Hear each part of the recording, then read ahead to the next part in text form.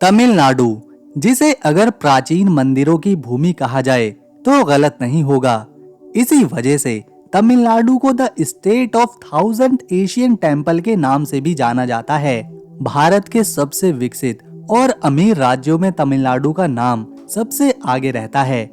इसके बॉर्डर से श्रीलंका देश केवल 25 किलोमीटर दूर है। दुनिया की सबसे प्राचीन भाषाओं में से एक यानी कि तमिल बोलने वाले लोग यहीं पर सबसे ज्यादा रहते हैं। दोस्तों, जानेंगे भारत के इस अद्भुत राज्य को गहराई से, इसके इतिहास से लेकर जनरल इंफॉर्मेशन के साथ में यहाँ के सबसे प्रसिद्ध टूरिस्ट स्पॉट को भी। लेकिन उससे पहले आपसे रिक्वेस्ट है, वीडियो को एक लाइक कर चैनल को सब्सक्राइब जरूर करें। इससे हमारी मेहनत कामयाब हो जाती है केवल आपके एक बटन दबाने से, जिसे आज आप और हम तमिलनाडु के नाम से जानते हैं। वो दरअसल 1956 के स्टेट रीऑर्गेनाइजेशन एक्ट के तहत कर्नाटका, केरल, आंध्र प्रदेश में बांट दिया गया था और जो हिस्सा बचा था उसे 1969 में तमिलनाडु का नाम दिया गया था। आजादी मिलने के बाद से 1969 तक ये राज्य मद्रास के नाम से जाना जाता था। अब जब भारत के इतने सुंदर और विकसित राज्य की हम बात कर रहे हैं, तो यहाँ की जो सबसे विश्व प्रसिद्ध चीज है वो है यहाँ की फिल्में, जिसे आज पूरे भारत सहित दुनिया भर के लोग देखते हैं। और फिल्म इंडस्ट्री से न केवल राज्य तेजी से और बदल रहा है, बल्कि लाखों सैलानी भी यहाँ हर साल घूमने आते हैं। यहीं से मिल्की ब्यूटी यानी कि तमन्ना भाटिया और नयनतारा जैसी खूबसूरत अभिनेत्रियों ने अपने करियर की शुरुआत करी है। वहीं थलापति विजय, विजय सेतुपति और शिवा कार्तिकेयन जैसे मशहूर अभिनेता भी यहीं से आते हैं। तमिलनाडु भारत का 11वां बड़ा राज्य है, जिसका क्षेत्रफल 1,30,058 स्क्वायर किलोमीटर में फैला हुआ है। यहाँ समुद्री किनारे हैं, पहाड़ी इलाके हैं और खेती के लिए उपजाऊ जमीन भी है। इसी के साथ तमिलनाडु का इंफ्रास्ट्रक्चर काफी ज्यादा विकसित है, जिससे ये राज्य भारत की अर्थव्यवस्था को मजबूत करने में अपनी अहम भूमिका निभाता है। इस बात को साबित करती है 2023 और 24 की तमिलनाडु की जीडीपी रिपोर्ट, जिसमें यहाँ की जीडीपी 27,21,000 करोड़ तक पहुँच चुकी है और ये आंकड़ा 2022-23 की जीडीपी से भी 14% ज्यादा है। इसी वजह से तमिलनाडु का हर नागरिक एक साल में 3,50,000 रुपए कमाता है, जो कि भारत के दूसरे राज्यों की पर कैपिटा इनकम से 54% ज्यादा है। इसीलिए तमिलनाडु को फैक्ट्री ऑफ इंडिया कहा जाने लगा है। महाराष्ट्र के बाद यही वो राज्य है जो इतनी तेजी के साथ न केवल खुद अमीर हो रहा है, बल्कि देश को भी तरक्की की ओर ले जाने में मदद कर रहा है। भारत में जितनी भी फैक्ट्रीज हैं, जहां अलग अलग मेटल की हैं, ऑटोमोबाइल पार्ट्स की हैं, दवाइयां बनाने की हैं, इंफॉर्मेशन टेक्नोलॉजी की हैं, हार्डवेयर की हैं, सॉफ्टवेयर की हैं, उनकी 17% फैक्ट्रीज केवल इसी राज्य में मौजूद हैं। तमिलनाडु में आज के समय 8 करोड़ के लगभग आबादी है। 2011 की जनगणना के अनुसार यहाँ पर 81% लोग हिंदू धर्म को फॉलो करते हैं, 8% में ईसाई समुदाय के लोग रहते हैं, 10% में मुस्लिम आबादी है और 1% में अन्य धर्म जैसे जैन, सिख, बौद्ध धर्म के मानने वाले लोग यहाँ आपस में मिलजुल कर प्यार से रहते हैं। ये है तमिलनाडु की राजधानी चेन्नई।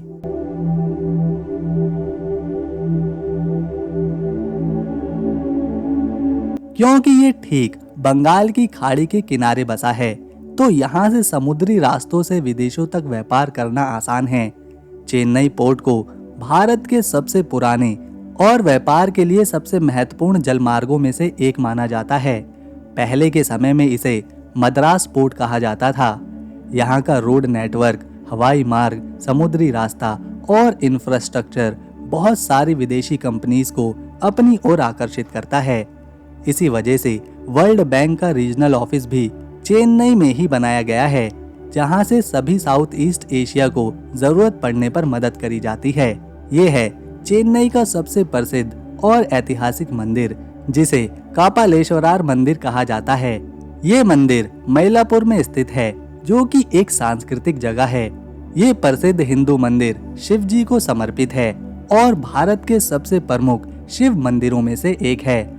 मंदिर की नींव आज से 1700 साल पहले पल्लव वंश ने रखी थी, जिसके बाद चौल वंश ने इस मंदिर को और विस्तार दिया। ऐसा माना जाता है कि भगवान शिव ने पृथ्वी पर आकर अपने भक्तों को यहीं पर दर्शन दिए थे। मंदिर की वास्तुकला तमिल शैली में है, जो बहुत ही अद्भुत है। मंदिर का मुख्य प्रवेश द्वार गोपुरम बेहद ही ऊंचा और रंगीन है, जिसे अद्भुत तरीके से सजाया गया है। इसके अलावा मंदिर में शिल्पकला, चित्रकारी और दीवारों पर उकेरे गए धार्मिक दृश्य इसे और ज्यादा सुंदर और आस्था का केंद्र बना देते हैं। मंदिर के अंदर एक विशाल शिवलिंग है, जिसमें विशेष रूप से पूजा करी जाती है। साथ ही देवी पार्वती की भी पूजा करी जाती है। महाशिवरात्रि और पंगुनी उथिरम जैसे त्योहारों पर यहाँ पर लाखों की संख्या में श्रद्धालु भारत के कोने कोने से पहुँचते हैं। वैसे तो चेन्नई में कई रेलवे स्टेशन हैं, लेकिन चेन्नई सेंट्रल, चेन्नई एगमोर और चेन्नई बीच यहाँ के 3 सबसे प्रमुख रेलवे स्टेशन हैं, जहाँ से भारत के अलग अलग शहरों तक आसानी से पहुँचा जा सकता है। वहीं हवाई यात्रा के लिए चेन्नई इंटरनेशनल एयरपोर्ट, जो कि मीनामबक्कम एरिया में मौजूद है, वहाँ से डोमेस्टिक और इंटरनेशनल फ्लाइट्स उड़ान भरती हैं। ये काफी ज्यादा व्यस्त एयरपोर्ट है, जिसमें 3 टर्मिनल है। टर्मिनल 1 जहाँ से डोमेस्टिक फ्लाइट उड़ान भरती हैं, टर्मिनल 2 जहाँ से इंटरनेशनल फ्लाइट उड़ान भरती हैं, और टर्मिनल 3 ये रिसेंट एक्सपेंशन है। डोमेस्टिक और इंटरनेशनल दोनों के लिए इस्तेमाल किया जाता है। ये है तमिलनाडु का दूसरा बड़ा शहर कोयम्बटूर। इस शहर को इंडस्ट्रियल हब माना जाता है, क्योंकि यहाँ टेक्सटाइल इंडस्ट्री और इंजीनियरिंग के बहुत से सामान बनाए जाते हैं। इसीलिए तो इस शहर को मैनचेस्टर ऑफ साउथ इंडिया भी कहा जाता है। कोयम्बटूर की टेक्सटाइल इंडस्ट्री काफी ज्यादा बड़ी और विकसित है। यहाँ स्पिनिंग मिल्स और वीविंग मिल्स की भरमार है। पूरे भारत के कपड़ा उद्योग में 15% से भी ज्यादा कपड़ा यहीं पर बनाया जाता है। इसके अलावा मोटर पंप्स, इलेक्ट्रॉनिक मोटर, गाड़ियों के पार्ट्स, मशीन्स, टूल्स भी इस शहर में बड़े पैमाने पर तैयार किए जाते हैं। तमिलनाडु की जीडीपी में इससे 20 से 25% तक पैसा आता है। इसी के साथ साथ कपड़ा बनाने के लिए जो रुई चाहिए होती है, उस रुई को भी यहीं पर तैयार किया जाता है। नारियल का तेल, सरसों का तेल और भी कई तरह के तेल निकालने वाली फैक्ट्रीज की यहाँ पर कोई कमी नहीं। ये है कोयम्बटूर की प्राकृतिक सुंदरता को दर्शाने वाली खास जगह, जिसे नीलगिरी पर्वत कहा जाता है।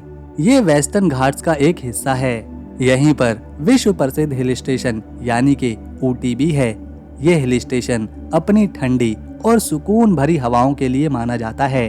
सर्दियों के मौसम में यहाँ पर तापमान 5 डिग्री तक गिर जाता है, जबकि पूरे साल औसतन 20 डिग्री से 25 डिग्री सेल्सियस के बीच यहाँ का मौसम सुहाना मिलता है। Ooty lake, botanical garden, Dodda Betta peak, rose garden, Nilgiri mountain railway और पिकारा वाटरफॉल यहाँ आने वाले सैलानियों का दिल जीत लेती हैं। अगर आपको भारत में एक ऐसी जगह की तलाश है जहां आप कुछ समय सब कुछ भुलाकर केवल शांति और सुकून के साथ अपने आप को महसूस करना चाहते हैं, तो ये नीलगिरी माउंटेन सबसे अच्छी जगह है।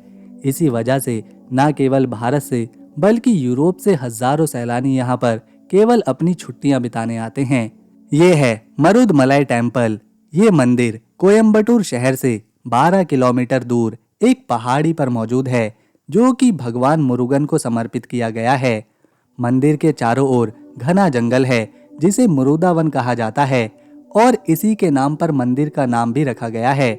मंदिर में रोज सुबह और शाम लॉर्ड मुरुगन की पूजा और अर्चना करी जाती है। भगवान मुरुगन को कार्तिकेय के नाम से भी जाना जाता है। मंदिर का आर्किटेक्ट, धार्मिक माहौल और इसके आसपास की प्राकृतिक सुंदरता इसे और ज्यादा आकर्षक बनाती हैं। क्योंकि मंदिर एक ऊंची पहाड़ी पर मौजूद है, तो यहाँ पहुँचने पर पूरे कोयम्बटूर शहर का अद्भुत नजारा देखने को मिलता है। मंदिर का आर्किटेक्ट डिजाइन द्राविड़ कला में है, जो कि तमिलनाडु की संस्कृति का प्रतीक भी है। हर साल थाई पूसम का त्योहार मंदिर में बड़े धूमधाम से लोग मनाने पहुंचते हैं। इस दिन लॉर्ड मुरुगन की पूजा करी जाती है और कवादी अट्टम डांस किया जाता है। तमिलनाडु के खाने के स्वाद को पूरे भारत के लोग पसंद करते हैं, क्योंकि यहाँ के लोगों के हाथ का बना इडली, सांभर और डोसा भला एक बार खाकर कौन भूल सकता है। ना केवल ये खाना बेहद ही स्वादिष्ट लगता है बल्कि स्वास्थ्य के लिए भी काफी फायदेमंद है। ये है तमिलनाडु का सबसे पहचाने जाने वाला शहर मदुरई। ये वही शहर है जो अक्सर हमने साउथ इंडियन फिल्मों में देखा है।